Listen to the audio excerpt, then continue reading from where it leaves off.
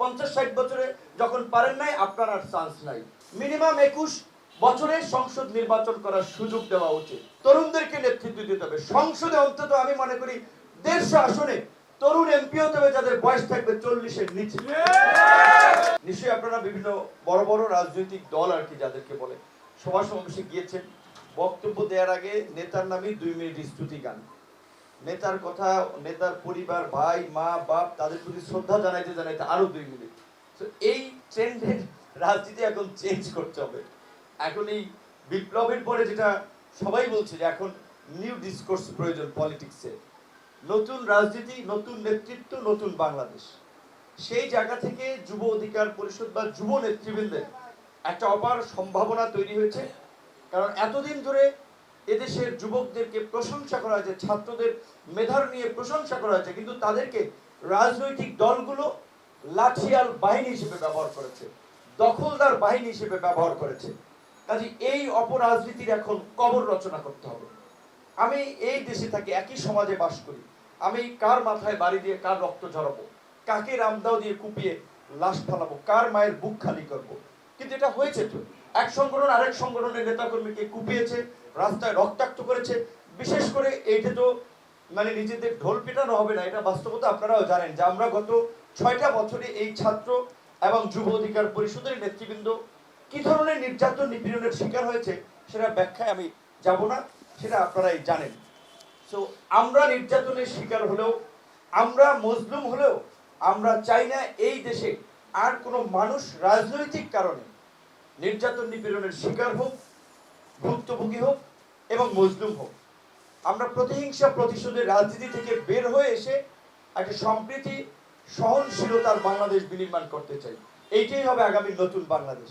সেই ক্ষেত্রে যুব সংগঠনের নেতৃবৃন্দকে এবং ছাত্র এবং যুবকদেরকে ভূমিকা পালন করতে হবে।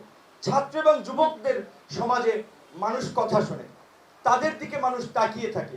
বয়স্করা, আমাদের সিনিয়ররা, তাদের প্রতি সম্মান আছে, তাদের অভিজ্ঞতা আমরা কাজে লাগাবো।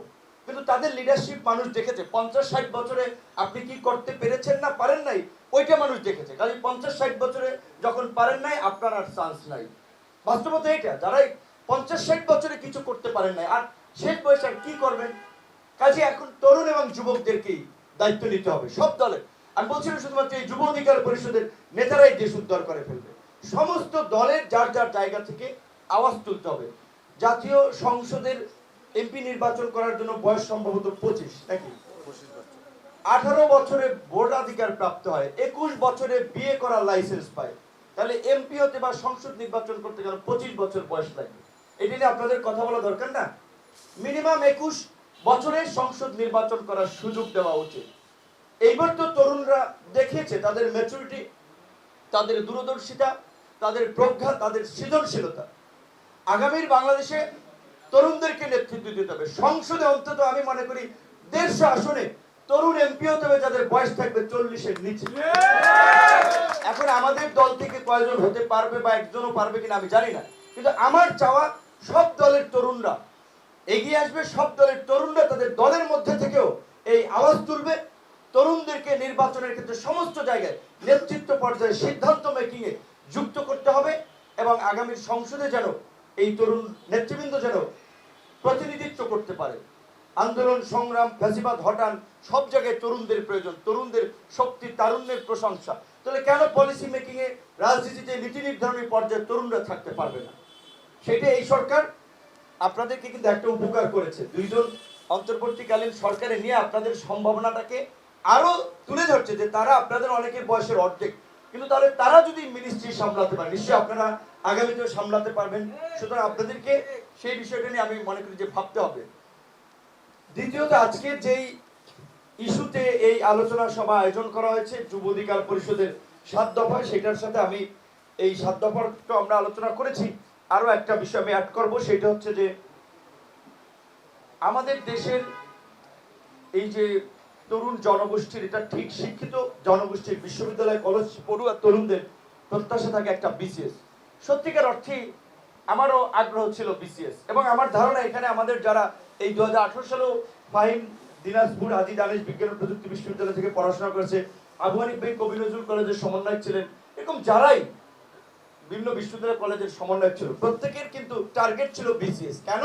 সবাই বলবে আমি পুলিশ হয়ে জনগণের সেবা করতে চাই, ডিসি হয়ে আমি সেবা করতে চাই, ডাক্তার হয়ে সেবা করতে চাই। কিন্তু ওই জায়গায় যাওয়ার পরে সবাই কিন্তু অর্থ উপার্জনের দিকে মনোনিবেশ করে। ডিসি হয়ে সে কিভাবে তার ক্ষমতার অপব্যবহার করে পয়সাপাতি কামানো যাবে, এসপি হয়ে কিভাবে পয়সাপাতি কামানো যাবে, সত্যিকার অর্থে এই ধান্দাই কিন্তু বেশিরভাগ ছাত্ররা বিসিএস এর দিকে ঝোঁকে। এবং এটা বললে নিজের প্রতি অন্যায় হবে না, আমাদেরও লক্ষ্য ছিল বিসিএস এর দিকে যাওয়া। এই আজকে বিপ্লব হয়েছে, গণ অভ্যুত্থান হয়েছে, ইতিহাস লেখা হচ্ছে, অনেক রেটরিক বলা হচ্ছে, অনেক ধরনের আলাপ আলোচনা হচ্ছে না, বিশ্লেষণ হচ্ছে না। কিন্তু তো আপনারা, আমরা সবাই আন্দোলনে ছিলাম, আপনারাও ছিলেন, উইথ ডিউ রেসপেক্ট সবার প্রতি। আমরা কি গণতন্ত্র, ভোটাধিকার, মানুষের অধিকারের জন্য কি শুরুর দিকে আন্দোলনে নামছিলাম? আমরা কিন্তু একটা ছোট মানে পোর্শন সমাজের বিদ্যমান অনেকগুলো অসঙ্গতি রয়েছে। এই দেশের মানুষ, সাংবাদিক, শিক্ষক, রাজনীতিবিদ গত 15 বছর ধরে স্বাধীনভাবে কথা বলতে পারে নাই, লিখতে পারে নাই, বলতে পারে নাই, ভোট দিতে পারে নাই, গণতান্ত্রিক রাষ্ট্র ভোট দিয়ে তাদের জনপ্রতিনিধি নির্বাচন করতে পারে নাই।